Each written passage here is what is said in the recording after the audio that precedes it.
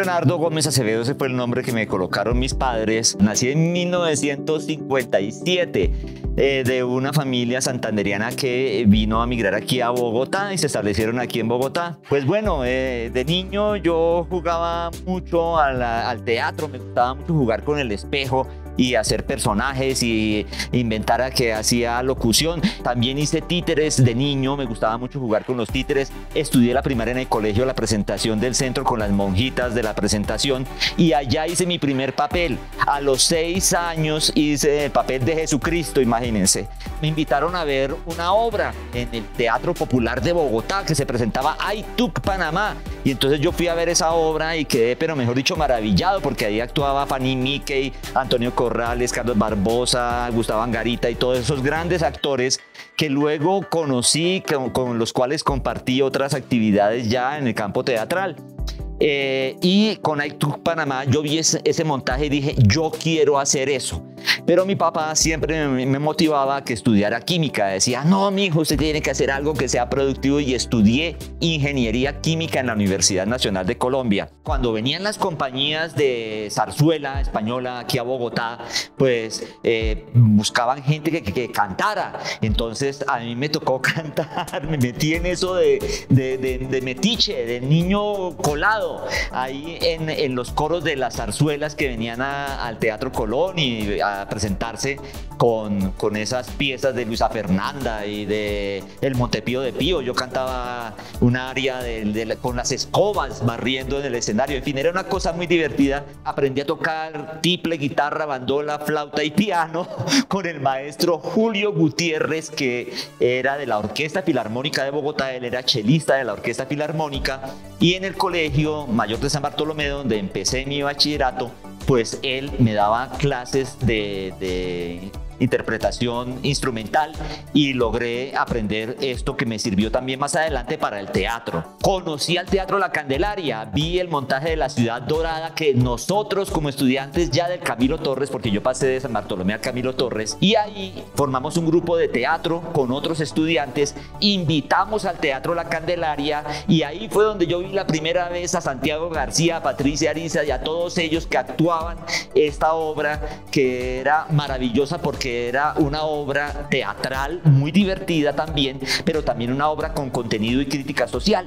Hicimos varias obras, nosotros escribíamos libretos con ese mismo sentido, porque era la época de los 70s, el nuevo teatro colombiano, que ya hoy es el viejo teatro colombiano de los 70s. Nos ganamos un festival intercolegiado de teatro, y el premio que nos dio el Ministerio de Educación, que era el que convocaba el festival, no fue ni dinero, ni libros, ni nada de esto, sino nos nombraron un director de teatro profesional, que fue el maestro Luis Álvaro Moya, que trabajó con Víctor Mayarino Botero en el Palomar del Teatro Colón, dando clases para los primeros actores que luego fueron los que crearon la ENAD. Fue el primer paso anterior a la Escuela Nacional de Arte Dramático. Con él montamos una cantidad de obras en teatro. Hicimos obras de Ionesco, de Chekhov, hicimos de Shakespeare, de autores colombianos, hasta del teatro ligero, de Alfonso Paso, y en fin, pasamos por una cantidad de géneros escénicos, desde la farsa hasta la tragedia. Nos vinculamos con el Fondo de Capacitación Popular. Nosotros, de estudiantes en ese momento, pues contactamos, tomamos el teléfono que aparecía en la televisión y llamamos, y nos contestó el señor José Jiménez, JJ Jiménez, que era el que dirigía los programas juveniles, y entonces nos propuso que hiciéramos esos dramatizados en televisión. Entonces nosotros salíamos en televisión haciendo los entremeses de Cervantes y actuando todo tipo de piezas teatrales con las escenografías que ponían ahí en Inravisión, en el CAN, que era el auditorio que tenían dispuesto como espacio para poder hacer las grabaciones de ese canal, que en ese momento era el canal 11. Había 3 canales nomás en el país. Nuestro maestro de teatro también fue titiritero del Teatro del Parque Nacional de la época de Muñozito y de Antonio Angulo Gutiérrez y todos esos titiriteros. Sarmiento de Correa también hacía animación de marionetas en el antiguo Teatro del Parque Nacional, que fue creado expresamente para esa finalidad, para hacer teatro de marionetas. Y cuando fuimos a ver lo que hacía Luis Álvaro con las marionetas podían hacer una cantidad de acciones y hacían acrobacias y cosas que nosotros como actores humanos no podíamos hacer. Y le dijimos a Luis Álvaro Moya: mire, Luis Álvaro, enséñenos las marionetas. Y él nos dio los primeros pasos para aprender a hacer animación con hilos, muñecos animados por hilos, y aprendimos a hacer crucetas, como por ejemplo estos controles. Montamos la primera historia con marionetas que hizo Hilos Mágicos en el año 1972, que fue Las convulsiones de Luis Vargas Tejada, una obra en verso.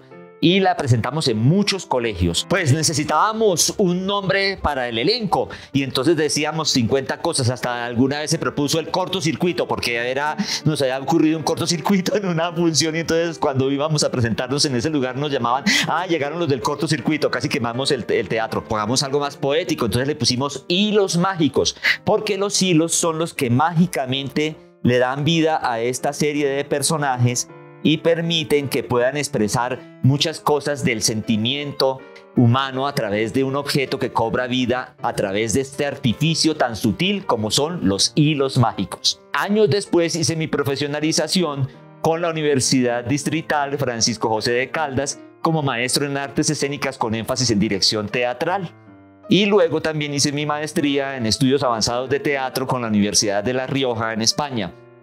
Y curiosamente, pues ambas tesis de grado fueron laureadas. La primera sobre dirección escénica en teatro de títeres en la Universidad Distrital, y la segunda, la de maestría, sobre el desarrollo conceptual y de las prácticas de los títeres en el mundo. Cuando se empezó a crear ya un repertorio más amplio, pues nosotros no teníamos los recursos, éramos jovencitos de 14, 15, 17 años, y pues en ese momento para hacer una obra nueva no teníamos dinero ni materiales para realizarla.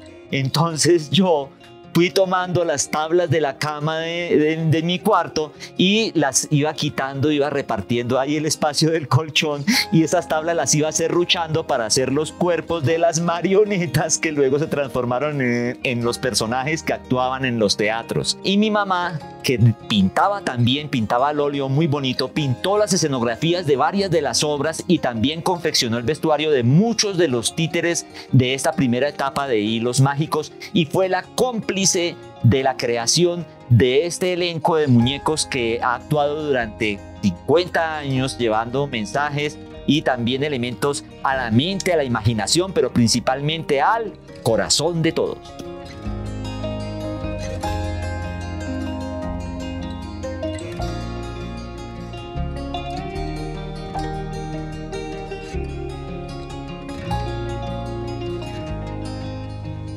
Luego de las convulsiones de Vargas Tejada empezamos a crear un repertorio nuevo, todo con marionetas, porque era Hilos Mágicos. Y entonces recurrimos a las fábulas tradicionales, pero no contadas como lo hacían Jaime Mansur o Ernesto Arona, que eran muy clásicos en sus propuestas. Nosotros hicimos contracuentos. Esa crítica que hacíamos nosotros a través de las fábulas tradicionales, pues se volvió recurrente. Montamos también Caperucita Roja, pero no la Caperucita Roja de Charles Perrault, sino la Caperucita Roja muy al estilo nuestro, haciendo una versión de los problemas que nosotros veíamos en nuestra sociedad. Luego encontramos un filón muy interesante que fue el de la mitología indígena, y ahí encontramos un nuevo imaginario, encontramos una nueva fantástica, como la llamaba Gianni Rodari. La fantástica de este lado del Atlántico, no la fantástica de los autores europeos que eran considerados pues los autores de piezas para niños, de obras para niños. Entonces nosotros, en lugar de hacer Cenicienta, Blancanieves y esto, montábamos las historias del Tesoro del Dorado, sobre el cacique de Guatavita, y empezamos a indagar sobre esto. Pasando el tiempo, pues investigamos también otras técnicas, por ejemplo estos que fueron los títeres de sombras, figuras, siluetas articuladas que permitían a través de su proyección en una pantalla hacer aparecer personajes de 4 metros de altura. Se hicieron presentaciones en el Teatro Municipal Jorge Eliezer Gaitán para más de 1.300 espectadores de la obra Cuentos del Abuelo, que tenía una fábula que era la del origen del maíz de los muiscas. Más adelante aprendí la técnica del teatro negro y se hizo el montaje de la obra Goranchacha, el cacique de Esmeralda. Y esa obra me dio el premio Directores de Teatro de Bogotá en el año 2003. Hicimos otra obra que fue muy interesante, que fue El Gran Teoquiquistli, que fue una investigación sobre los códices mexicas, mixtecos y zapotecos, que fue beca de intercambio entre Colombia y México. Y se creó la dramaturgia especialmente para esta obra allá en Ciudad de México, y recorriendo México, investigando sobre todo la mitología de Tlaloc, Quetzalcóatl, Chutlicue, Xochiquetzal y todos esos dioses, y se convirtieron estos códices en títeres de sombras, y se hizo una obra que se llamó El Gran Teoquiquistli, que en náhuatl significa el gran titiritero.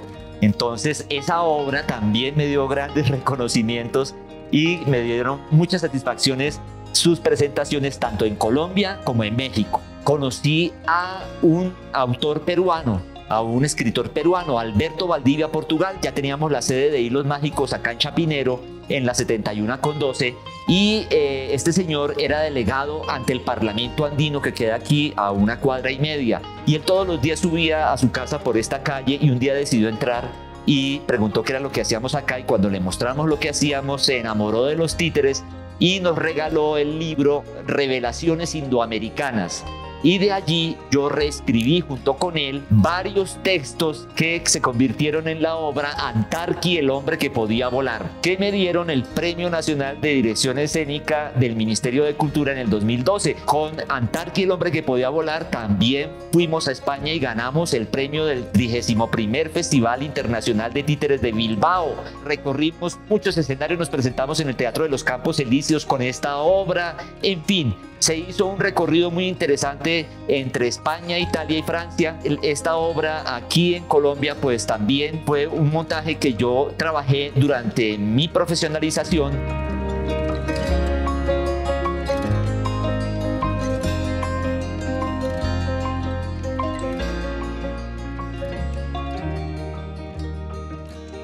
Y después de 50 años de haber empezado con Hilos Mágicos, se ha creado un repertorio de más de 40 montajes, algunos de los cuales pues han sido reseñados por el Ministerio de Cultura en la publicación Grandes Creadores del Teatro Colombiano, que es una colección de libros que el Ministerio de Cultura ha sacado de aquellos que hemos trabajado en las artes escénicas durante más de 30 años, y ahí hay una colección muy interesante. Pues bien, dentro de los títeres que han surgido de estas historias y que hablábamos también de la mitología, hay un cuento que surge del Caribe colombiano que se llama Güepajé, que lo conocimos cuando fuimos a Montelíbano, y una abuelita, la señora Concha, la seña Concha como dicen los costeños, nos dijo que quería que la montáramos con títeres, y ahí aparece este personaje. Sí, aparezco yo, que soy Concho, ¡ja! El pescador, el protagonista de la historia. ¿Cierto, Ciro? Claro que sí, Concho. Tú eres un personaje muy importante aquí del teatro. Bueno, a Ciro como director lo disgusta mucho que los actores no se estudien en los parlamentos. Ay, y los actores que no estudian, mejor dicho, son un dolor de cabeza para los directores. Por eso los titiriteros siempre tienen que tener una disciplina para poder estudiar bien las obras y poder actuar de una manera eficiente y eficaz, y que puedan llegar también a darle alma a los títeres de la manera más adecuada y tener una interpretación que vaya en concordancia con lo que el director quiere. Pues a veces canta, ¿no? Le canta la tabla a todo cuando no pueden hacer las cosas bien. Bueno, sí, a veces el director tiene que ser casi como el papá de los demás, y entonces tiene que estar ahí corrigiendo no solamente las cosas que suceden en escena, sino que también los titiriteros tienen una responsabilidad porque se presentan ante un público, y el público infantil asume esto de una manera muy particular. ¿Cómo será Hilos Mágicos en unos años más? Pues yo me imagino que va a ser un teatro de marionetas que va a tener una gran proyección, no solamente nacional, sino internacional, como ha tenido hasta ahora. Hilos Mágicos ha llegado a más de 30 países con sus obras, llevando el arte y la cultura colombiana a diferentes públicos y de diferentes lugares.